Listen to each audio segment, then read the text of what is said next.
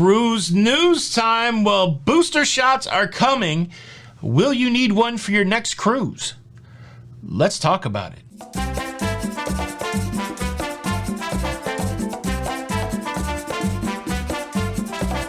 Hey, what's up, everybody? Welcome back to Lido, Loca. I'm your host, Tony, here with your latest cruise news updates. Well, August the 21st, happy Saturday, everybody.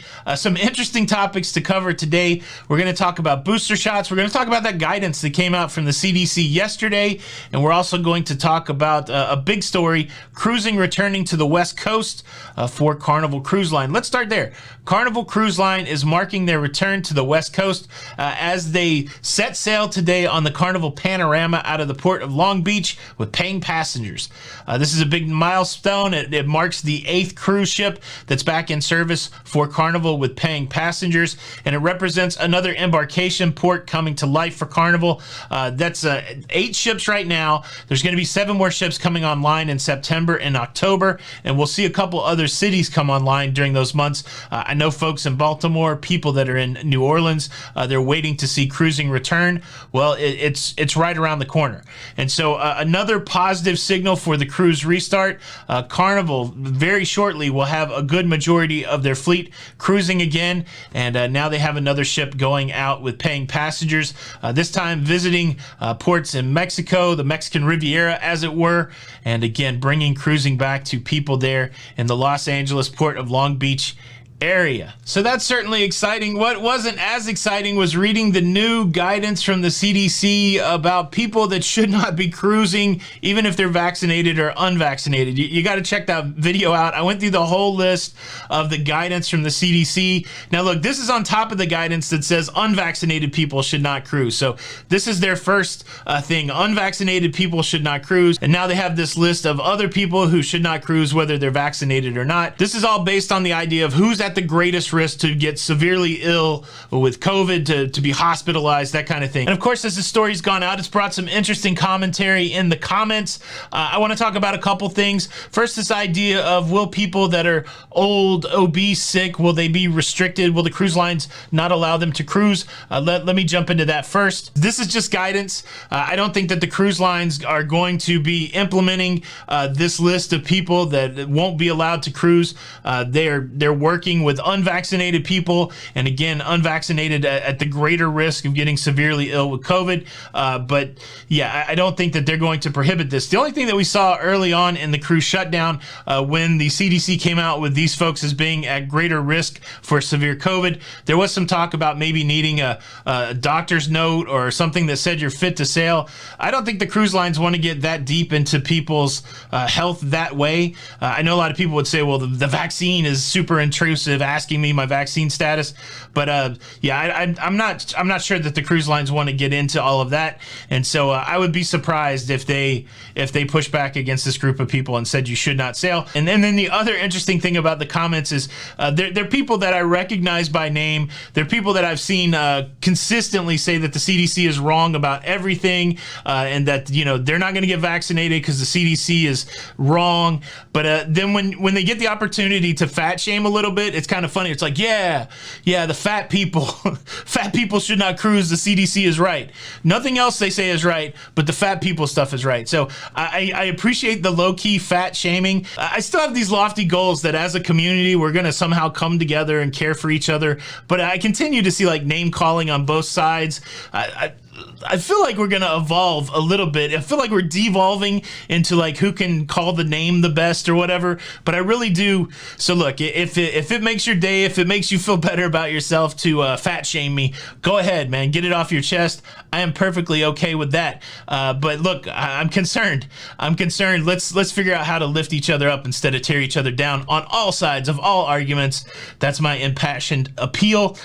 Call me names if you like. It's such an interesting thing trying to build a virtual community. I've been engaged in that activity for the past 4 years, and I do have some lessons learned. I mean, the thing that I learned is that there are some people out there that, even though you're not meeting face to face, they genuinely want to build a community that supports and uplifts each other and gathers around a common thing like cruising. And there's been some really magical moments virtually under that banner.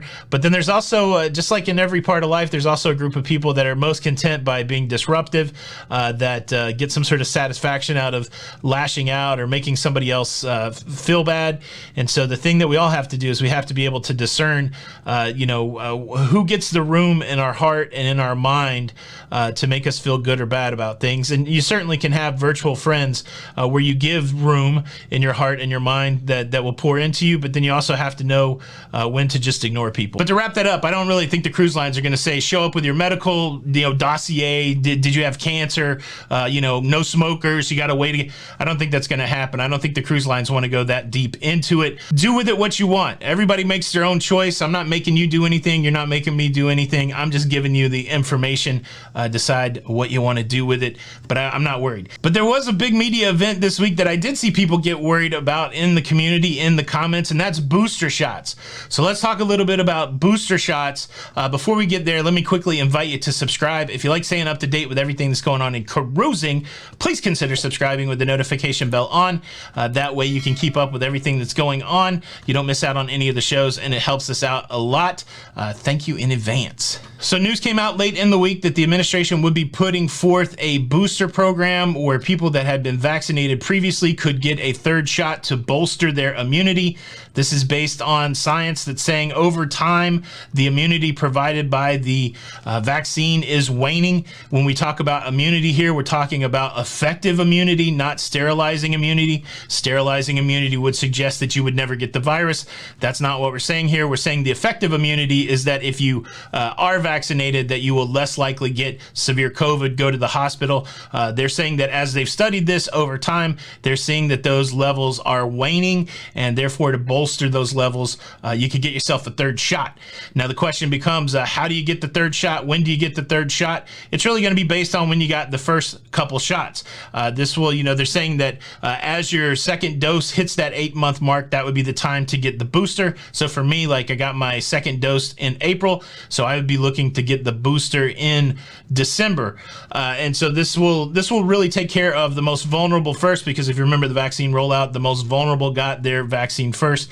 And so it seems like this booster program is coming along. I believe the date that I heard maybe officially in place by September the 20th, has to get approval by the FDA, and it has to they have to put the things in place to make sure that all these shots don't cost people money who want to go get the booster.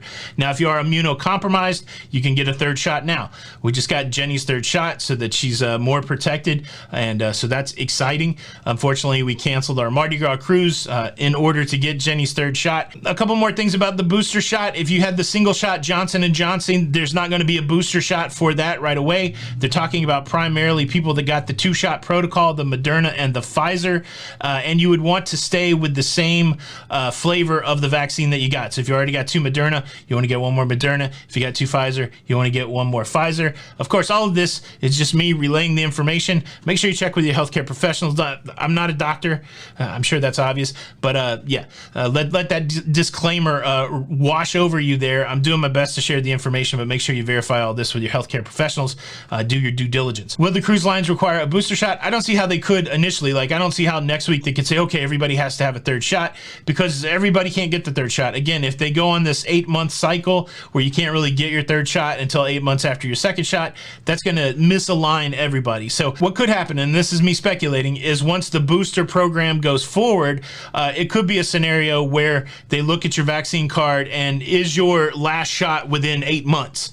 And so if there is an ongoing vaccine program and you know that it has to be on an 8-month cycle, again, who knows that if that's going to be that's just me speculating. But whatever the thing becomes, it could be a timing thing to see when you got your last shot. I could see the cruise lines managing it that way, but I cannot imagine a scenario where they would just flip a switch and say, okay, if you haven't had a third shot, you can't get on a cruise ship, because it's too disconnected for everybody to do that. I don't think they would be able to do business that way. And as always, those are just my opinions. I would love to hear yours.